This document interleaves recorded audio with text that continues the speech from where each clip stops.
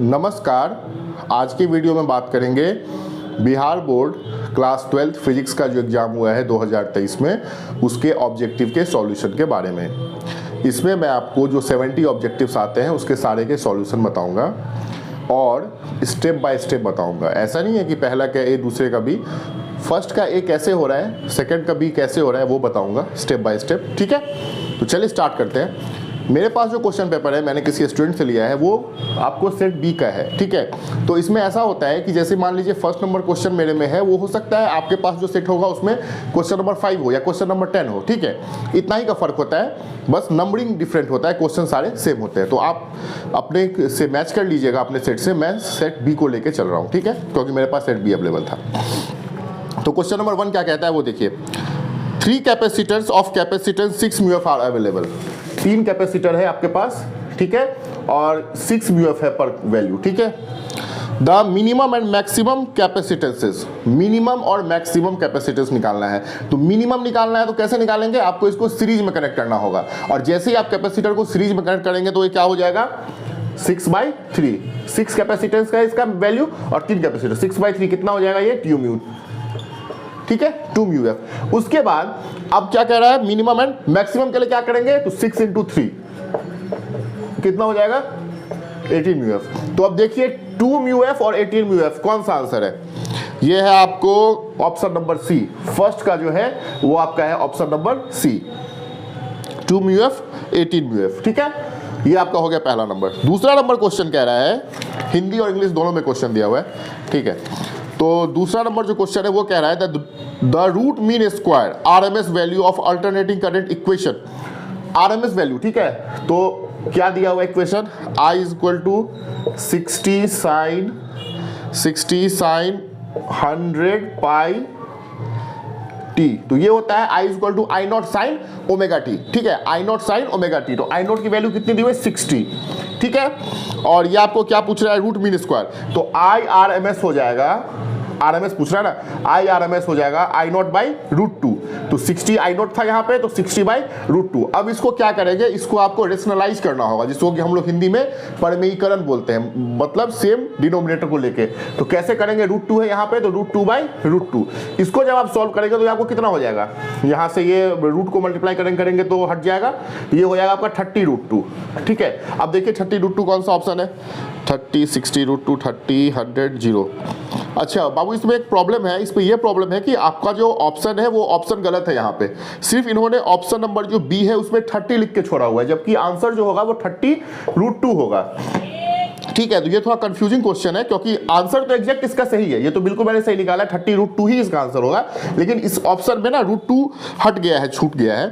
तो अब जो भी करे, मेरे हिसाब से बोर्ड को 1 नंबर सबको देना चाहिए। जिसने भी अब मान लो 30 में अगर मारा है तो सही है उसका, जिसने भी 30 में मारा है वो सही है, लेकिन आंसर इसका 30√2 होगा। ठीक है, तो आपका दूसरा ऑप्शन कंफ्यूजिंग है। ठीक है, इसको मैं यहाँ पे क्रॉस कर देता हूँ। तीसरा नंबर क्वेश्चन कह रहा है the impedance of LR circuit. LR circuit मतलब क्या हो गया, इंडक्टर और रेजिस्टर। LR सर्किट का इंपीडेंस कितना होता है, आपको पता होगा, एक फॉर्मूला होता है Z = √R² + XL²। और इसको जब आप लेके चलेंगे तो R² + XL को क्या होता है आपका, इसको ये आपको कट के हो जाएगा ओमेगा के अंदर। तो इसमें कौन सा आंसर है, ω²L²। तो क्वेश्चन नंबर 3 का जो है वो आपका हो जाएगा क्वेश्चन ऑप्शन नंबर डी। ठीक है, ऑप्शन नंबर डी है ये वाला आंसर। Z = इसका डायरेक्ट फॉर्मूला होता है Z = √ω²L²। और इसको ω²L² को हम लोग लिखते हैं XL²। ठीक है, XL का होल स्क्वायर। उसके बाद चौथा नंबर क्वेश्चन क्या कह रहा है, the radius of the circular current loop, the radius of circular current loop is made double. ठीक है, double, okay, and the current is made half. मतलब कोई सा भी आपका जो सर्कुलर करंट लूप है, जैसे मान लीजिए ये सर्कुलर करंट लूप है, इसके अंदर क्या किया गया है कि इसका जो रेडियस है, मतलब यहां से यहां तक जो रेडियस है, इसको डबल कर दिया गया, मतलब 2R हो गया। ठीक है, रेडियस को डबल कर दिया गया और जो करंट जो इसके अंदर बह रहा है उसको हाफ कर दिया गया, मींस 1/2 कर दिया गया। तो मैग्नेटिक मोमेंट, अब मैग्नेटिक मोमेंट पूछ रहा है तो मैग्नेटिक मोमेंट का एक फॉर्मूला होता है m = NIA। अब इस फॉर्मूले में आप डालिए, इस फॉर्मूले में आप डालेंगे तो क्या हो जाएगा, m = करंट को कर दिया गया है हाफ तो 1/2 इंटू, अब रेडियस है तो रेडियस को जैसे ही आप डबल करेंगे तो सर्कल है तो ये आपका 4 गुना हो जाएगा तो बाई 4, तो 2 2 जा 4, तो m = कितना हो जाएगा 2, मतलब डबल। जो ऑप्शन आपका डबल होगा वो वाला सही होगा। तो ऑप्शन नंबर बी कौन सा है, बी है आपका डबल। ठीक है, ऑप्शन नंबर 4 का हो गया आपका बी आंसर। ठीक है, अब क्वेश्चन नंबर 5 पे चलते हैं। ये क्या कह रहा है, the self inductance of A chalk coil is 5 Henry. ठीक है, the current through it is increasing at the rate of 2 ampere per second. ठीक है, the self inductance EMF in the chalk coil, तो यहां पे लगाना पड़ेगा आपको लेंज लॉ। एक फॉर्मूला आपने पढ़ा होगा, वो होता है E = -L di/dt। कितने से चेंज हो रहा है, 2 से, तो यहां पे हो जाएगा 2, E = -L, L कितना दिया हुआ है आपका 50 नहीं सॉरी 5 है, 5 हेनरी दिया हुआ है। तो यहाँ पे आप इसको पुट कर दीजिए 5 × 2, तो E = कितना हो जाएगा -10।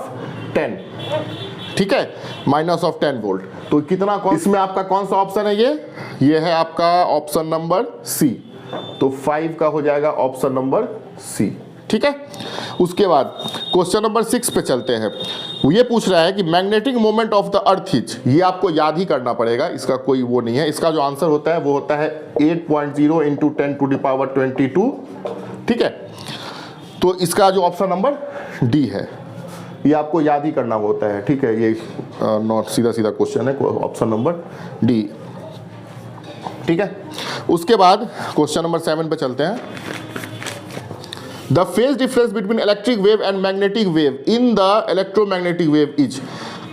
इलेक्ट्रोमैग्नेटिक वेव का एक कॉन्सेप्ट होता है, इलेक्ट्रोमैग्नेटिक वेव में जो है वो आपका मैग्नेटिक वेव और इलेक्ट्रिक वेव एक साथ चलता है, मतलब इस तरीके से चलता है। ठीक है, ये देखिए इस तरीके से चलता है। जब भी इस तरीके से चलेगा इलेक्ट्रोमैग्नेटिक वेव में, तो आपका क्या पूछ रहा है, फेज डिफरेंस। ठीक है, तो फेज डिफरेंस जब कभी भी ऐसा है तो आपका फेज एंगल 0 हो जाएगा। ठीक है, तो 0 ऑप्शन होगा इसका, मतलब जो आपका ऑप्शन नंबर कौन सा है, ये डी है, वो होगा। ठीक है, उसके बाद ये आपका रेडियो एक्टिव से है। The half life of a radio active isotope is 20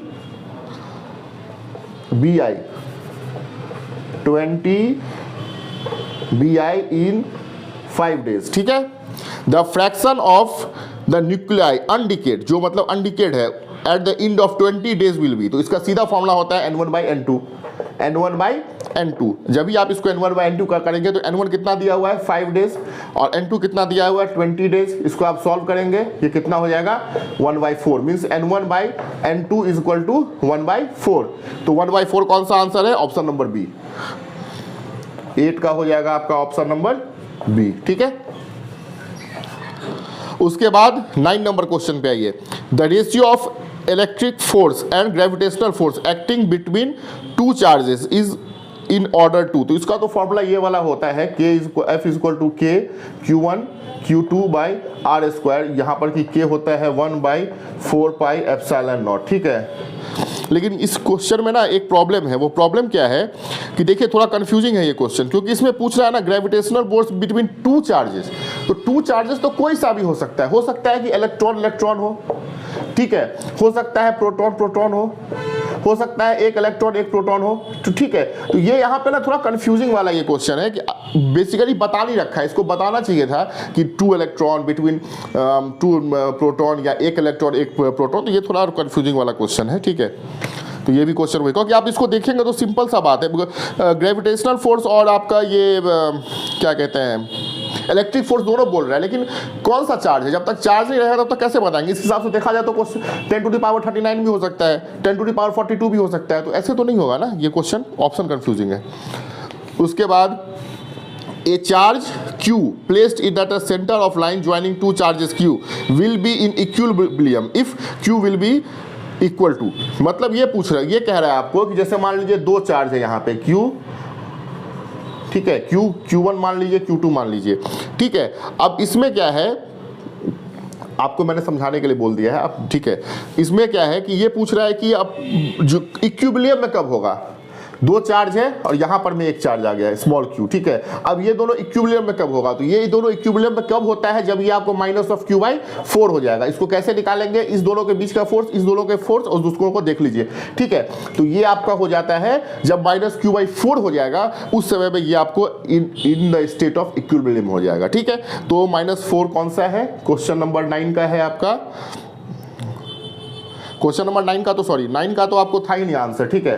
question number 10 है ये, 10 का आपका कौन सा आ जाएगा, 10 का आ जाएगा आपको -q/4। मींस जब -q/4 हो जाएगा उस समय में आपका ये जो सिस्टम है वो आपको इक्विलिब्रियम में आ जाएगा, मतलब मींस बैलेंस में आ जाएगा, ठीक है। क्वेश्चन नंबर 11 पे चलते हैं। What is the angle between the electric dipole moment P, electric dipole moment P, ठीक है, and the electric field strength E when the dipole is in the state of equilibrium, equilibrium के state में क्या angle होगा। तो इसका ये formula होता है PE, कौन सा दिया हुआ है, इलेक्ट्रिक फील्ड स्ट्रेंथ, हाँ ठीक है यही होगा, PE sin थीटा। तो PE sin थीटा, तो जब आपका क्या होगा, जब sin 90 हो जाएगा, जब आपको थीटा 90 डिग्री हो जाएगा तो वो आपको इक्विलिब्रियम के स्टेट में हो जाएगा। तो 90 डिग्री देखिए कौन सा आंसर है, 90 डिग्री तो अच्छा π/2 दिया हुआ है, ठीक है, π/2 है। तो आपका 11 का हो जाएगा π/2, 90 डिग्री होता है, π/2 हो जाएगा आपका ऑप्शन नंबर C, ठीक है।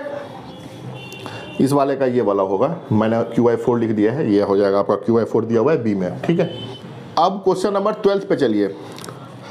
Which of the following physical quantities is a vector, मतलब इसमें से जो ऑप्शन दिया हुआ है इसमें से कौन सा फिजिकल क्वांटिटी वेक्टर है। तो पता होगा आपको वेक्टर और स्केलर, ये आपको 11th से है, जो सेकंड नंबर चैप्टर है उसमें वेक्टर स्केलर से। वेक्टर वो होता है जिसके पास मैग्नीट्यूड और डायरेक्शन दोनों होता है, ठीक है, और स्केलर वो होता है जिसके पास केवल मैग्नीट्यूड होता है या उसके डायरेक्शन से उतना कोई उस पर फर्क पड़ने वाला है नहीं, ठीक है। तो देखिए इलेक्ट्रिक फ्लक्स जो है वो आपका स्केलर होता है, इलेक्ट्रिक पोटेंशियल भी स्केलर है, electric potential energy, potential scalar है तो एनर्जी भी उसके साथ लगा हुआ है, इलेक्ट्रिक वो भी आपका स्केलर हो जाएगा। इलेक्ट्रिक इंटेंसिटी ये होगा, इलेक्ट्रिक इंटेंसिटी जो है वो आपका हो जाएगा 12th का हो जाएगा। इलेक्ट्रिक इंटेंसिटी जो है ये आपका वेक्टर है, क्योंकि इसके पास मैग्नीट्यूड और डायरेक्शन दोनों हो, जब भी इंटेंसिटी है तो डायरेक्शन भी होगा और मैग्नीट्यूड भी होगा। उसके बाद 13 नंबर पे आ जाएगी, ये क्वेश्चन तो सबसे आसान क्वेश्चन है अभी तक जितना मैंने बताया है, हाँ 13 पे।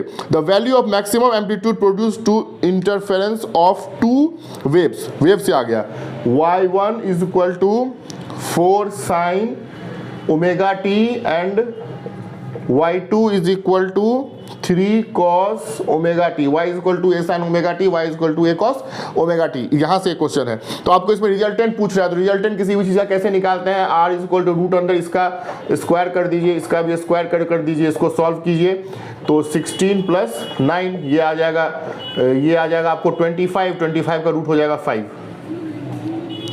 कौन सा है, ऑप्शन नंबर बी। ये हो गया आपका 13 का हो गया ऑप्शन नंबर बी। अब चलते हैं क्वेश्चन नंबर 14 पे, क्या कह रहा है question number 14, the formula for a magnetic energy density for a solenoid. तो सोलेनॉइड के केस में मैग्नेटिक एनर्जी डेंसिटी पूछ रहा है, क्या हो जाएगा, इसका डायरेक्ट फॉर्मूला होता है B² is equal to 2μ0, magnetic energy density का होता है। तो देख लीजिए कौन सा ऑप्शन है, ऑप्शन नंबर B²/2μ0 डायरेक्ट होता है फॉर्मूला, ये हो जाएगा आपका 14 का हो जाएगा ए, ठीक है। और यहीं पे एक चीज़ और ध्यान रखिएगा कि अगर आपको इलेक्ट्रिक एनर्जी डेंसिटी रहे तो क्या हो जाएगा, तो हो जाएगा 1/2 ε0 E², ठीक है। अब आ जाइए 15 पे, वो क्या कह रहा है, निकेल इज, ऑप्शन कौन सा है, nickel is paramagnetic, diamagnetic, ferromagnetic, none of this. Nickel जो है वो आपको फेरोमैग्नेटिक होता है, ठीक है, ये तो पता ही होगा सबको, आसान सा क्वेश्चन है। 15 का हो जाएगा कौन कितना, ऑप्शन आप लोग मैच करते रहिएगा बाबू, ठीक है, सी, 15 का सी हो जाएगा। अब 16 पे आ जाइए, the angle between magnetic median and geographical median is called, angle between magnetic median, जो मैग्नेटिक मीडियम है वो, और ज्योग्राफिकल मीडियन, वहां पे क्या बोलते हैं हम लोग, उसको बोलते हैं declaration, the angle of declaration. ये लोग बहुत आप लोगों ने सुना भी होगा, पढ़ा भी होगा, डायरेक्ट होता है इसका 16 का बी, ठीक है, डिक्लेरेशन एंगल बोलते हैं उसको।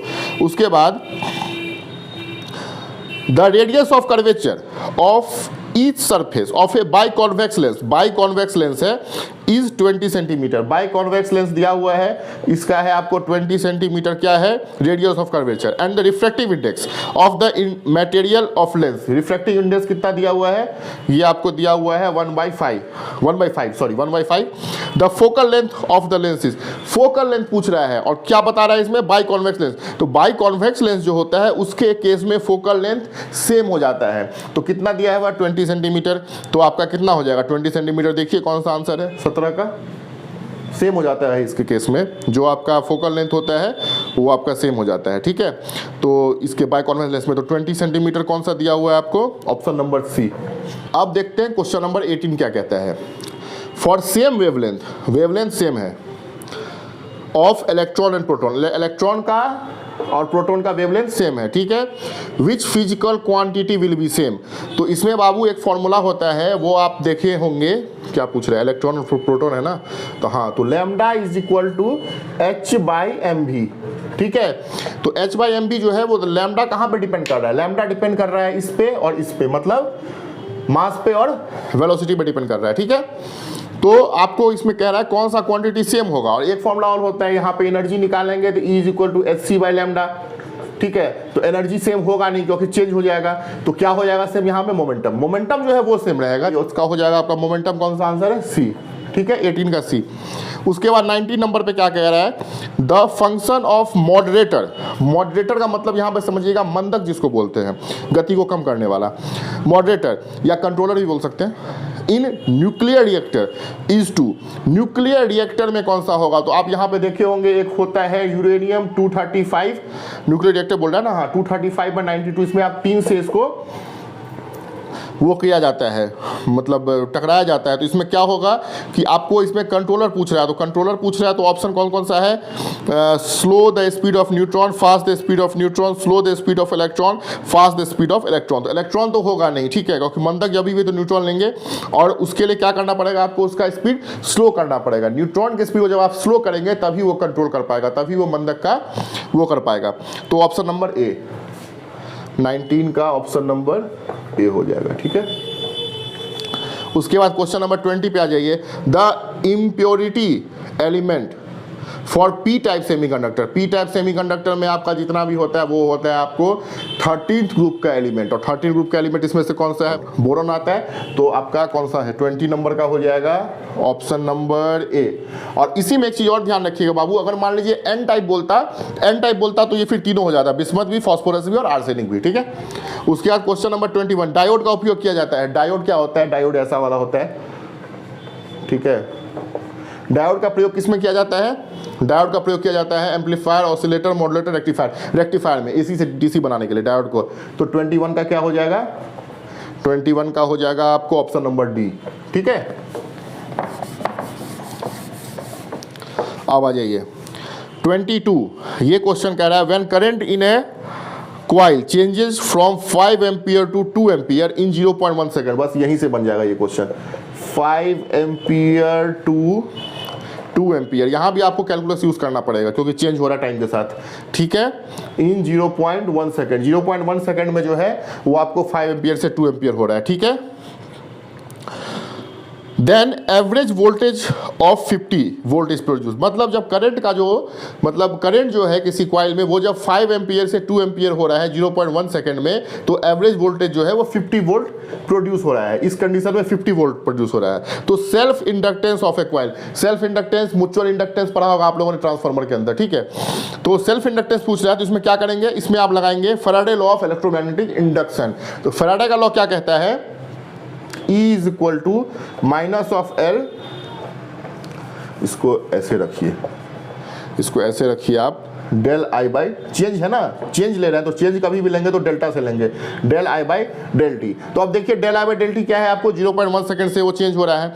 इसमें लेकिन एक चीज और है बाबू, आपको वो ध्यान रखना पड़ेगा क्योंकि ये माइनस साइन में दे दिया, तो आपको इसका मोड ले लीजिए, मोड ले लीजिए तो आपका कितना है 50, यहाँ पर ये हो गया, ठीक है। उसके बाद कितना 5 एम्पियर से 10 एम्पियर से 5 एम्पियर से 2 एम्पियर चेंज हो रहा है ना, तो L कितने से चेंज हो रहा है, तो 5 - 2 आई करंट हो गया, आई है ना, डेल आई है तो चेंज, तो तो 5 में से 2 माइनस हो जाएगा और कितना टाइम है 0.1। अब इसको आप सॉल्व कर लीजिए, सॉल्व करेंगे तो क्या हो जाएगा L, ये हो जाएगा 3 0.1। तो अगर आप यहाँ से इस डेसिमल को हटाएंगे तो कितना हो जाएगा L by 30, sorry L by 30 नहीं, L इंटू 30, ठीक है। तो 50 इधर था, तो यहाँ से L की वैल्यू निकाल लिए 30 बाई 50, ये क्रॉस हो जाएगा 5/3 1.67 आएगा जब आप इसको सॉल्व करेंगे तो देख लीजिएगा 5/3 होगा ना, हाँ सॉल्व करेंगे 1.67 आएगा। 1.67 कौन सा ऑप्शन है, 22 का ऑप्शन नंबर ए, ठीक है। सिंपल है, इस फॉर्मूले में डाल के यहाँ पे आप माइनस में था तो इसको आपने मॉडुलस ले लिया, माइनस साइन हट जाएगा, 50 हो गया। यहाँ पे इसका करंट का वैल्यू दिया हुआ है 50 से चेंज हो रहा है, वोल्टेज दिया हुआ है कितने से चेंज हो रहा है, L निकालना है, इतने से करंट चेंज हो रहा था तो माइनस कर दिया यहाँ पे, सॉल्व करके इसको सिंपल मैथ है करेंगे आपको इतना आंसर आ जाएगा। उसके बाद 23 पे आ जाइए, क्या कहता है 23। The concept of secondary wavelets was given by, wave का कॉन्सेप्ट किसके द्वारा दिया गया था, हाइगन के द्वारा। सिंपल, इसमें कुछ देखना ही नहीं है। 23 का हाइगन, फ्रेसल है नहीं, मैक्सवेल है नहीं, न्यूटन है नहीं, हाइगन्स है, ठीक है। जो ऑप्शन है वो मैंने बताया। उसके बाद in a photoelectric effect, photoelectric effect का क्या होता है, अल्बर्ट आइंस्टाइन आ गए, ठीक है। ये होता है फॉर्मूला, ई के प्लैंक्स कांस्टेंट, फ्रीक्वेंसी 5, ये आपका मेनली वर्क फंक्शन होता है। अब देखिए, in photoelectric current, the photoelectric current is independent of, photoelectric effect में फोटो इलेक्ट्रिक करंट किससे इंडिपेंडेंट होता है, तो इंडिपेंडेंट होता है फ्रीक्वेंसी ऑफ लाइट से। मतलब जो आपका इंसिडेंट है लाइट, देखते हैं, इससे ये इंडिपेंडेंट होगा। फ्रीक्वेंसी कुछ भी हो सकती है, इंटेंसिटी ऑफ इंसिडेंट लाइट पे डिपेंड करेगा। उसके बाद potential difference applied between two electrode पे भी डिपेंड करेगा, नेचर ऑफ एमिटेड मटेरियल पे भी डिपेंड करेगा, जितना आएगा उतना निकलेगा, ठीक है। लेकिन फ्रीक्वेंसी जो है उस पर डिपेंड नहीं करेगा, फ्रीक्वेंसी ऑफ इंसिडेंट लाइट पे ये डिपेंड नहीं करेगा। फोटो इलेक्ट्रिक करंट जो है वो आपका फोटो इलेक्ट्रिक इफेक्ट के अंदर, तो आपका ये हो जाएगा 24 है ना, हाँ 24 में हो जाएगा आपका option number D. Question number 25 देखते हैं क्या कहता है। In visible spectrum which colour has larger wavelength, visible spectrum के अंदर लार्जर वेवलेंथ किसका होगा, तो इसमें ऑप्शन है रेड, येलो, ब्लू और वायलेट। तो इसमें जो है लोअर अगर होगा तब तो वायलेट हो जाएगा, ठीक है। और वेवलेंथ हमेशा किसका होगा सबसे ज़्यादा विजिबल के अंदर, वो होता है आपका रेड का, तो 25 का हो जाएगा रेड, ठीक है। उसके बाद 26 कहता है the nucleus of any atom is made up of, nucleus जो है वो एटम का किससे बना होता है, इलेक्ट्रॉन तो चक्कर काट रहा होता है, अलग से बाहर की तरफ होता है, ठीक है। तो आपका जो क्या पूछ रहा है एटम का न्यूक्लियस, तो क्या हो जाएगा प्रोटॉन और न्यूट्रॉन। प्रोटॉन और न्यूट्रॉन देख लीजिए कौन सा ऑप्शन है, 26 नंबर का है आपका डी, ठीक है। अब आ जाइए 27 पे, the phase difference between current end voltage in only capacitive alternative current circuit, केवल कैपेसिटिव रहे या केवल इंडक्टिव रहे तो आप क्या करेंगे, इसमें होता है आपका फेज डिफरेंस जो होता है वो होता है 90 डिग्री, ठीक है। और अगर केवल रेजिस्टिव रहे, अगर सिर्फ रेजिस्टर लगा हुआ है, रेजिस्टिव सर्किट है तो होगा 0 डिग्री, समझ गए। तो आपको यहाँ पे कैपेसिटिव पूछ रहा है इसलिए ये हो जाएगा 90 डिग्री। ऑप्शन नंबर 27 का हो जाएगा आपको 90 डिग्री, सॉरी 90 डिग्री बी। अब आ जाइए 28 पे, which one of the following electromagnetic radiation has minimum wavelength, minimum wavelength किसका होगा, तो ultraviolet rays, X rays, microwave और गामा रेज। तो इसमें आपको देख लीजिए मिनिमम वेवलेंथ जब ही पूछ रहा है तो मिनिमम डेविएशन तो कौन सा हो जाएगा इसमें, गामा रेज, गामा का सबसे कम डेविएशन है 28 में आपको गामा रेज डी। आसान क्वेश्चन है, कुछ थोड़ा कॉन्सेप्चुअल है बस। 29 में, the law governing the force acting between two electric charges is known as, electric charge है, जब भी इलेक्ट्रिक आया और फोर्स आया, दो इलेक्ट्रिक आया तो क्या हो जाएगा, कूलम्स लॉ। एम्पियर लॉ होगा नहीं, ओम्स लॉ होगा नहीं, फैराडे लॉ होगा नहीं, जब भी फोर्स है तो वो आपको कूलम का लॉ। 29 नंबर क्वेश्चन आ जाइए, 29 नंबर क्वेश्चन कौन सा है, option number D. Question number 30 देखिए क्या कहता है, the value of electric potential at a distance R from a point charges. तो इसका क्या बोल रहा है, electric potential at a distance, electric potential देखना है आपको distance from a point charge मान लीजिए, ठीक है। इलेक्ट्रिक पोटेंशियल कितना होगा, तो इसका क्या होता है formula, V is equal to K Q by R. बस यहीं से आपको आंसर मिल जाएगा। के हो गया कांस्टेंट, क्यू हो गया पॉइंट, ये आपका चार्ज हो गया, ये हो गया आर, तो किसके है, इनवर्सली प्रोपोर्शनल टू आर।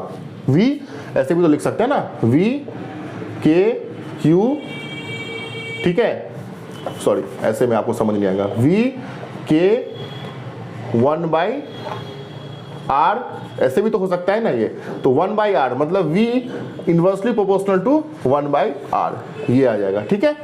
तो देख लीजिए कौन सा ऑप्शन है, A proportional to R, inversely proportional to R, हाँ ये बी नंबर क्वेश्चन, मतलब बी नंबर आंसर हो जाएगा इसका 30 का, option number B, inversely proportional to R यहाँ पे, ठीक है, ये फॉर्मूला में डाल के। अब आ जाइए, the relation between the drift velocity क्या होता है, V D, and the applied electric current of E of a conductor is, मतलब जो आपका ड्रिफ्ट वेलोसिटी होता है और इलेक्ट्रिक फील्ड के बीच में क्या रिलेशन है, तो जो ड्रिफ्ट वेलोसिटी होता है वो डायरेक्टली प्रोपोर्शनल टू होता है इलेक्ट्रिक फील्ड के, V D is always directly proportional to E. देखिए कौन सा आंसर है, ऑप्शन नंबर ए 31 का, ऑप्शन नंबर ए, ठीक है। उसके बाद 64 आइडेंटिकल ड्रॉप्स, क्वेश्चन नंबर 32 कह रहा है 64 identical drops each of capacity 5 mu F, 64 drop है और ईच का कैपेसिटी है 5 म्यू एफ, ठीक है, 5 mu F combined to form a big drop, सबको मिलाकर के एक बिग ड्रॉप बना गया। What will be the capacity at the big drop, मतलब what will be the capacity of the big drop, big drop जो है उसका कैपेसिटी कितना होगा, तो इसमें आप पढ़े होंगे बाबू, C इज इक्वल टू, इसका जो होता है वो फॉर्मूला होता है आपको 1/3 C स्मॉल, ठीक है। तो आप 64 है तो 64 को आप कैसे लिख सकते हैं, 64 को आप लिख सकते हैं 4 की पावर 3, ठीक है, 4 की पावर 3 आप लिख सकते हैं और ये हो जाएगा 1/3 इंटू 5, तो ये यहाँ से कट जाएगा, ये यहाँ से कट जाएगा, तो कितना हो जाएगा 4 इंटू 5 मतलब 20 म्यू एफ। 20 म्यू एफ कौन सा है, 20 म्यू एफ है आपका 32 में आ जाइए, 32 में आ जाइए, 20 म्यू एफ है आपका ऑप्शन नंबर डी, ठीक है। 64 को ऐसे भी तो लिख सकते हैं ना, 4 to the power 3, 4 into 4 into 4 कितना हो जाएगा 64, ठीक है। तो 4 टू द पावर 3 यहाँ हो गया, उसके बाद आपको क्या पूछ रहा है 5 म्यू एफ, तो 5 हो गया, तो यहाँ पे 1/3 होता है ये फॉर्मूले में, तो 1/3 से 3 ये कट जाएगा, 4 इंटू 5 हो जाएगा, 5 2 जा 5 4 जा 20, सिंपल। उसके बाद 33 में आ जाइए, क्या कहता है, what is mainly measured by potentiometer, potentiometer से हम लोग क्या मेजर करते हैं, पोटेंशियल डिफरेंस, बिल्कुल डायरेक्ट क्वेश्चन और डायरेक्ट इसका आंसर 33 का हो जाएगा सी। विभव मापी से मुक्त काम क्या मापा जाता है, विभवांतर, प्रतिरोध होगा नहीं, धारा होगा नहीं, इनमें से कोई होगा नहीं, विभवांतर मापा जाता है, ठीक है। उसके बाद 34 कहता है कि अगर दो आवेशों के बीच की दूरी बढ़ाई जाती है तो उनकी वैद्युत स्थिति ऊर्जा, मतलब if the distance between the two charges increased then the electrostatic potential energy of the charges, तो क्या हो जाएगा बाबू, U इज इक्वल टू, ये आपको पूछ रहा है, दो अगर बढ़ा देंगे तो क्या हो जाएगा, K Q1 Q2 by R square, तो K होता है आपका वही 1/4 बाई एप्सिलॉन नॉट, तो क्या हो जाएगा, आप देखिए यहाँ पे जो आपका distance between two charges then the electrostatic potential, तो आपका ये किस पे डिपेंड कर रहा है, R पे डिपेंड कर रहा है, मतलब अगर R आपका बढ़ता चला जाएगा तो ये आपका घटता चला जाएगा, ठीक है, तो मतलब डिक्रीज हो जाएगा, तो आपका इलेक्ट्रोस्टैटिक पोटेंशियल जो है वो आपका डिक्रीज होता जाएगा, तो 34 का हो जाएगा आपका A, ठीक है। चलिए अब चलते हैं क्वेश्चन नंबर 35 पे। दो प्रतिरोध R एवं 2R को एक विद्युत परिपथ में श्रेणी क्रम में जोड़ा जाता है, इंग्लिश वाला देखते हैं, सबको समझ में आ जाएगा। Two resistors R and 2R are connected in series in an electric current, ठीक है, दो रेजिस्टर है मान लीजिए R और 2R, ठीक है, इनका सीरीज में जोड़ दिया गया, ठीक है। The thermal energy developed in R and 2R, तो थर्मल एनर्जी डेवलप करेगा तो क्या हो जाएगा E1/E2, E1 बाई E2, तो E1 बाई E2 कर देंगे तो कितना हो जाएगा R1 बाई R2, सिंपल है, R1 बाई R2 में डालिए और आपको निकल जाएगा। R1 कितना दिया हुआ है R, R2 कितना हो जाएगा 2R, तो R से R यहाँ पे हो जाएगा ये वाला कैंसिल, तो कितना हो जाएगा 1/2, 1/2 कौन सा ऑप्शन है 1/2 मतलब 1:2 हुआ, 1:2 कौन सा ऑप्शन है 35 का, 35 का है आपका ऑप्शन नंबर ए। ठीक है, अब देखिए क्वेश्चन नंबर 36 क्या कहता है, a convex lens of focal length 40 centimetre and concave length of focal length of 20 centimetre in this contact, the power of their combination in dioptre is, dioptre में पूछ रहा है तो उसको 100 से देखना पड़ेगा। तो ठीक है, F1 कितना हो गया, F1 हो गया 40 सेंटीमीटर और F2 हो गया कॉन्केव है तो ये माइनस में चला जाएगा। ठीक है, तो इसका फॉर्मूला क्या होता है, F निकालेंगे तो F1 into F2 by F1 plus F2, तो 40 into minus of 20 by 40 plus है तो यहाँ माइनस हो जाएगा, यहाँ से 20। अब इसको आप सॉल्व कीजिए, कितना हो जाएगा 800 माइनस में, और ये आपको 40 इंटू 20 तो ये आपका कितना हो जाएगा, यहाँ से ये हो जाएगा 20। ठीक है, तो इसको काट देंगे, 2 से हो जाएगा 40, तो F आपका कितना आ गया -40। ठीक है, F की वैल्यू आ गई। अब इसके बाद आपको क्या पूछ रहा है, पावर पूछ रहा है, तो पावर कितना होता है 1/f, P equal to 1/f, तो P equal to minus of 1/40। अब इसको आपको पूछ रहा है डायोप्टर में, तो डायोप्टर में करने के लिए आप कर दीजिए 100 से, इसको जब आप सॉल्व करेंगे तो ये यहाँ से कट जाएगा, 2 2 जा 4, 2 5 जा 10, 5/2 माइनस ऑफ 5/2, माइनस ऑफ 5/2 को जब आप डिवाइड करके निकालेंगे तो कितना हो जाएगा, ये हो जाएगा आपको 41.0, 2.5 कौन सा आंसर है, हाँ माइनस में यहाँ पे होगा, माइनस में है तो कौन सा आंसर है भाई साहब 36 का, 36 हो जाएगा आपका बी। ठीक है, चलिए माइनस ऑफ 2.5 कैसे आया वो मैंने आपको बता दिया। 37 the reason for the phenomenon of interferences, interference की घटना क्यों घटती है इंटेंसिटी के बदलने से, तो इंटेंसिटी चेंज कौन सा है, phase difference, change in amplitude, velocity change and intensity change, simple intensity change. कौन सा क्वेश्चन था ये आपका 37 का हो जाएगा आपको डी नंबर ऑप्शन। उसके बाद which is use to produce polarised light produce करने के लिए हम लोग क्या यूज़ करते हैं, उसके लिए हम लोग यूज़ करते हैं निकोल प्रिज्म। ठीक है, प्रिज्म से होगा नहीं, NaCl प्रिज्म से होगा नहीं, बाई प्रिज्म से होगा नहीं, निकोल प्रिज्म से, तो निकोल प्रिज्म से होगा, ये आपको लाइट के चैप्टर में है। 38 का हो जाएगा आपका ऑप्शन नंबर सी।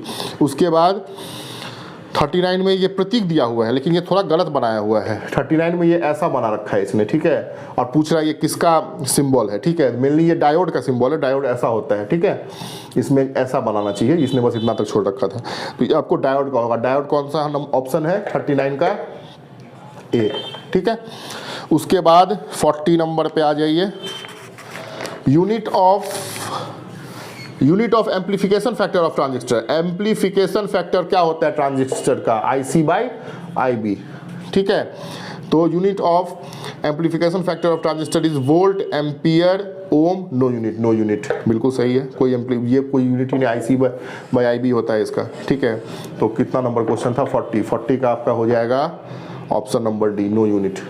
अब क्वेश्चन नंबर 41 देखते हैं, which one of the following logic gates is universal logic gate. जब कभी भी यूनिवर्सल लॉजिक गेट आ जाएगा तो यूनिवर्सल लॉजिक गेट जो होता है वो हमेशा होता है आपका नॉर और नैंड गेट, नॉर गेट और नैंड गेट। अब देख लीजिए ऑप्शन है कौन सा है इसमें, और होगा नहीं, एंड होगा नहीं, नॉट होगा नहीं, नैंड दिया हुआ है। ठीक है, तो 41 का हो जाएगा आपका नैंड गेट। नैंड गेट कौन सा है, डी नंबर ऑप्शन। चलिए उसके बाद 42 में आ जाइए, UHF अल्ट्रा हाई फ्रिक्वेंसी को हम कहाँ यूज़ करते हैं, स्पेस में यूज़ करते हैं। 42 अल्ट्रा हाई फ्रिक्वेंसी स्पेस में यूज़ होती है।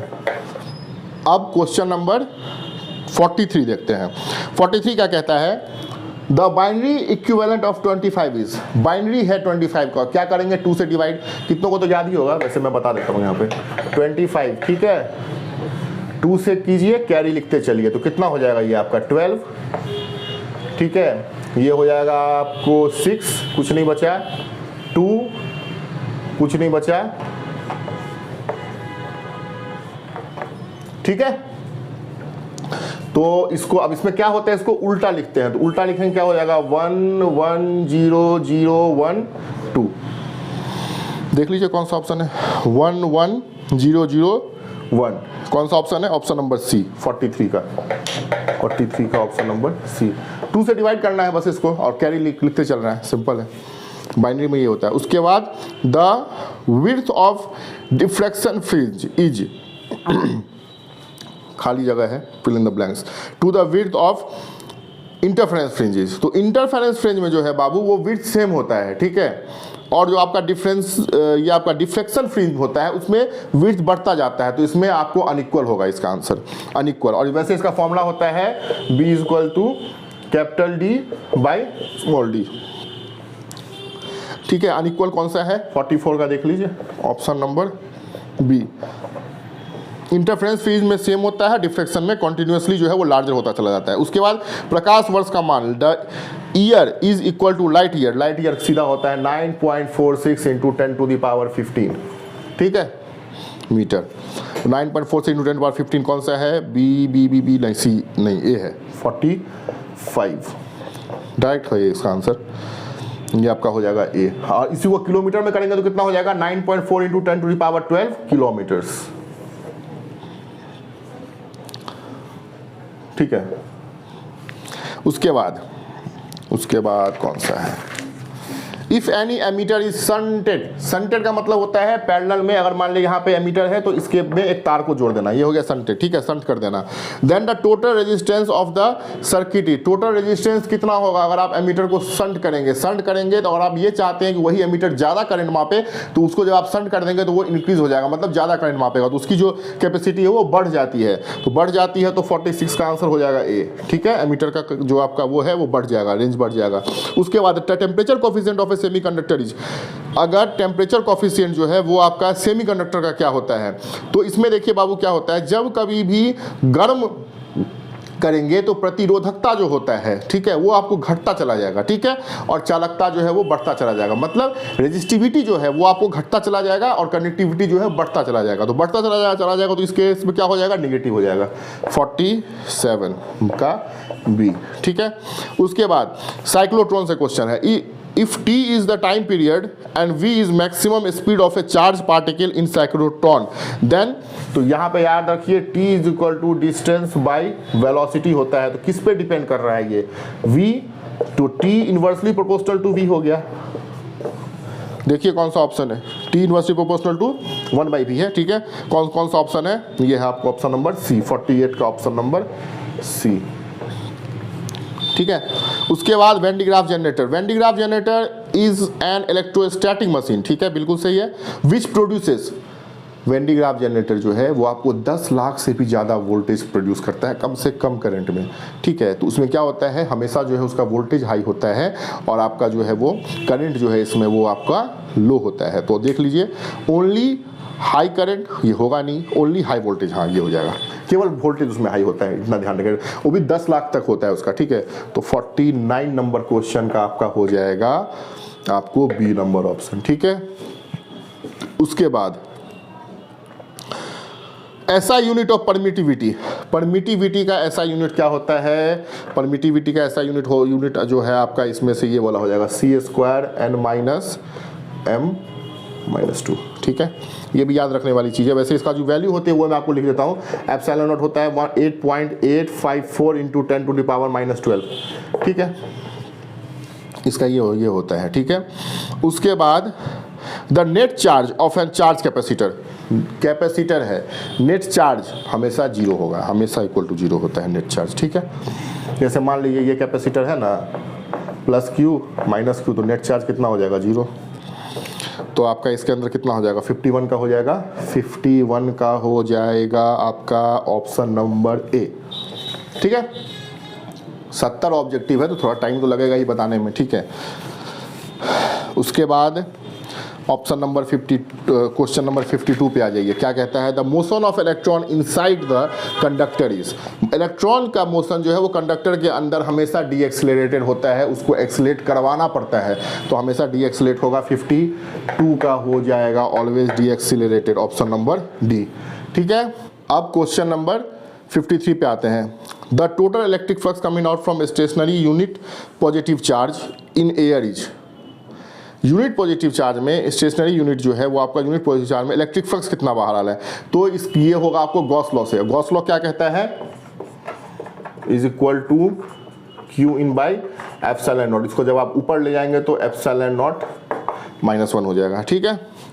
तो आपका ये पूछ रहा है स्टेशनरी यूनिट पॉजिटिव चार्ज का टोटल इलेक्ट्रिक फ्लक्स पूछ रहा है, तो यहाँ पे आपका ये कितना हो जाएगा, Q in by epsilon not. देख लीजिए एप्सिलॉन नॉट का इन्वर्स कौन सा है, एप्सिलॉन नॉट से इन्वर्स दिया हुआ है आपको ऑप्शन नंबर बी। तो 53 ये गॉस लॉ से था क्वेश्चन, ऑप्शन नंबर बी, ठीक है।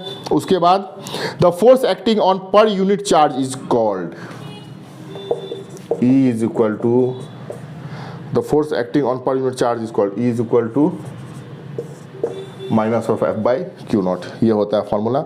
तो क्या होगा, कभी भी आपका जब फोर्स एक्टिव पर यूनिट चार्ज की बात करें तो इलेक्ट्रिक करंट होगा नहीं, इलेक्ट्रिक पोटेंशियल होगा नहीं, इलेक्ट्रिक स्पेस होगा, इलेक्ट्रिक फील्ड होगा, फील्ड इलेक्ट्रिक फील्ड, ठीक है। 54 का हो जाएगा, तभी इलेक्ट्रिक फील्ड है, तभी तो वहाँ पे फोर्स लग रहा है, फील्ड पे ही तो पता चलेगा कि फोर्स है। फोर्स का अनुभव आप कब करेंगे, इलेक्ट्रिक फील्ड पे करेंगे, ठीक है। ऑप्शन नंबर सी, ठीक है। 55 पे आ जाइए, quantization of charge, charge is conserve, charge is quantized, ठीक है, ये चार्ज का प्रॉपर्टी होता है। Quantization of charge indicates that charge with a fraction of charge on electrode is not possible, ये सही नहीं है। ये charge can not be destroyed, बिल्कुल सही है, चार्ज को कभी भी खत्म नहीं किया जा सकता, ठीक है। इसलिए इसका होता है Q is equal to ±NE, ठीक है। तो चार्ज को कभी भी खत्म नहीं किया जा सकता, क्वांटाइजेशन ऑफ चार्ज यही बताता है। तो 55 का कितना हो जाएगा बाबू, ऑप्शन नंबर बी, ठीक है। 56 पे आ जाइए, electric field lines provide information about, electric field lines जो विद्युत बल रेखाएं जिसको बोलते हैं, वो किसके बारे में इंफॉर्मेशन देता है, फील्ड स्ट्रेंथ देता है, डायरेक्शन बताता ही है भाई साहब, नेचर ऑफ चार्ज बिल्कुल बताता है, positive negative, all of these P है तो ऑल ऑफ दीज है इसमें। 56 पे आ जाइए, all of these, option number D. अब 57 नंबर क्वेश्चन देखिए, बस लास्ट होने वाला है। ए spherical mirror is emerge in water, मतलब एक स्फेरिकल मिरर को आप वाटर में डालें, emerge in water, it's focal length will be, तो फोकल लेंथ क्या होगा, फोकल लेंथ जो है वो इसका हमेशा इंक्रीज कर जाएगा, जब कभी पानी में डालेंगे तो फोकल लेंथ इंक्रीज कर जाता है। 57 का कितना हो जाएगा, ऑप्शन नंबर बी। उसके बाद है the coefficient of relation for total electric reflection, total internal, sorry, the coefficient of reflection for total internal reflection will be, तो आपका क्या होता है, जो इसमें क्रिटिकल एंगल होता है, क्रिटिकल एंगल होता है जो, वो आपका हमेशा लेस देन इक्वल टू होता है एंगल ऑफ इंसिडेंट के, ठीक है। तो एंगल ऑफ इंसिडेंट से जब कभी भी एंगल ऑफ इंसिडेंट जब बड़ा होगा क्रिटिकल एंगल के, तो उस केस में वो 1 हो जाता है, ठीक है। तो इसका 1 हो जाएगा, 58 का आपका हो जाएगा ऑप्शन नंबर बी, ठीक है।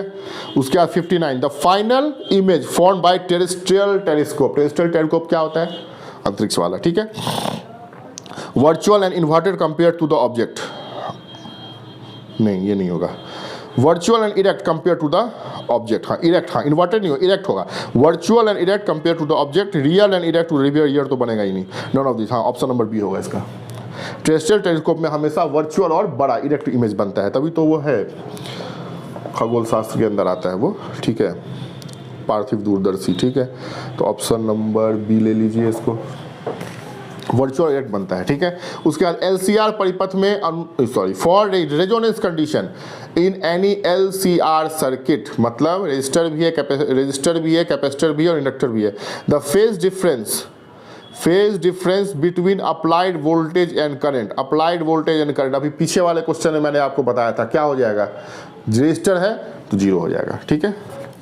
क्योंकि प्योर, अगर मान लीजिए प्योर रेजिस्टिव सर्किट है तो भी इस पे यहाँ पे 0 होगा, क्योंकि L जब भी रेजिस्टर आ गया तो वहाँ पे वो जो है वो आपका 0 हो जाएगा। 60 नंबर क्वेश्चन में आपका ये हो जाएगा ऑप्शन नंबर डी, ठीक है। उसके बाद कह रहा है एक ऊंचाई transformer in step up transformer, the value of current in secondary coil compare to primary coil is, primary coil पे टर्न ज़्यादा होता है स्टेप अप ट्रांसफार्मर में। स्टेप अप ट्रांसफार्मर क्या करता है, लो वोल्टेज दे रहे हैं उसको हाई पे लेके जा रहा है, स्टेप डाउन क्या करेगा, हाई दे रहे हैं लो पे लेके जा रहा है। तो लो, जब कभी भी लो को हाई पे हम पहुंचा रहे हैं, वहाँ पे जो पहला वाला कॉइल होता है उस पर आपको ज़्यादा होता है, ठीक है, और सेकेंडरी पे कम होता है, तो ऑप्शन नंबर बी हो जाएगा इसका। 61 का हो जाएगा ऑप्शन नंबर बी। इसका जो कंडीशन होता है वो मैं लिख देता हूँ N2 ग्रेटर देन N1, ठीक है। और इससे क्या हो जाएगा V2 ग्रेटर देन N1, ठीक है। V2 अब जैसे ही V हो गया तो करंट भी हो जाएगा I1 ग्रेटर देन I2। अब आते हैं क्वेश्चन नंबर 62 पे। 62 क्या कहता है, X rays are moving electron positive, moving positive ion, moving negative ion, electromagnetic wave, electromagnetic wave, X rays are और इलेक्ट्रोमैग्नेटिक वेव। 62 ले लीजिए। Light is also a form of electromagnetic wave, electric field convert magnetic fields and magnetic field convert electric field, ठीक है।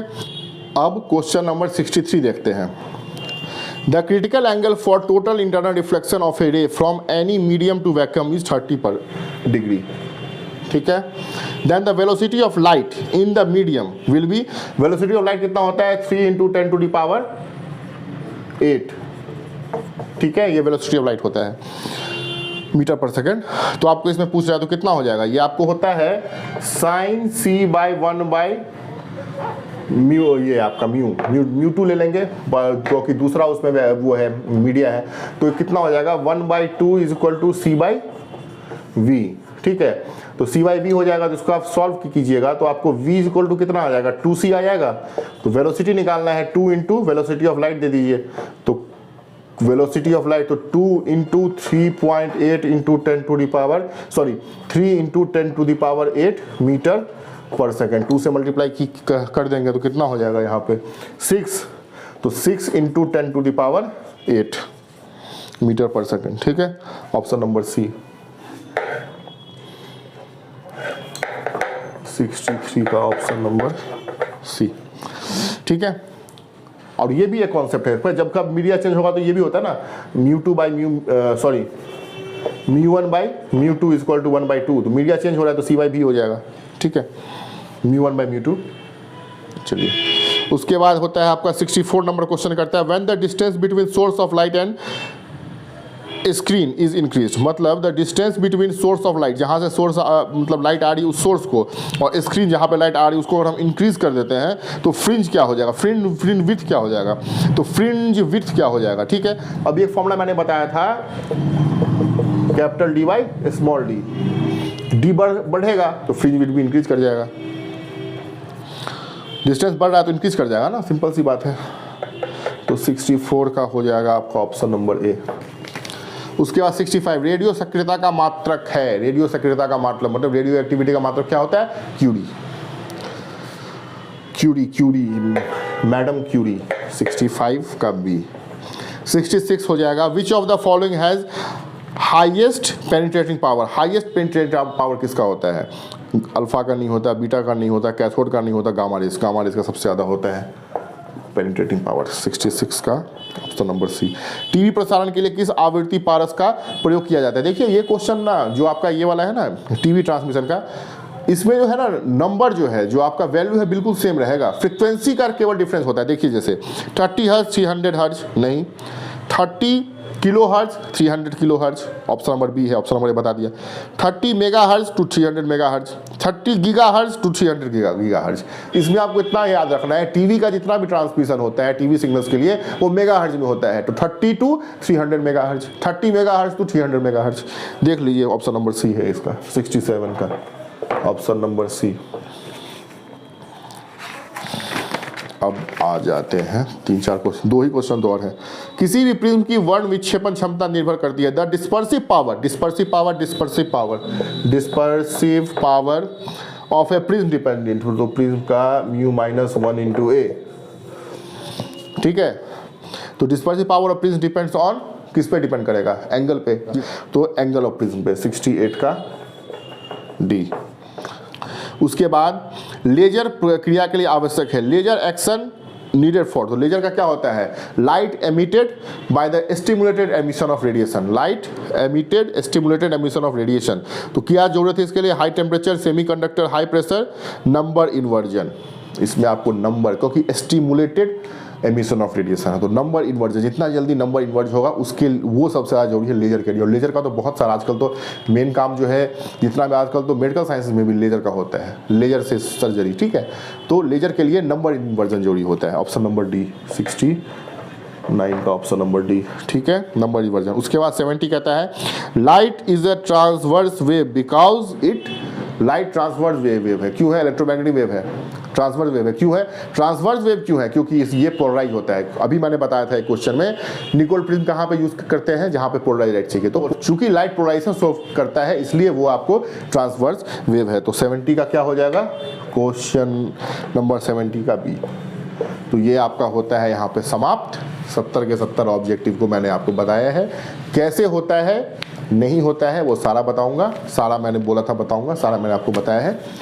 तो इसको देखिए, match कीजिए, सारे को समझिए, ठीक है। Thank you very much.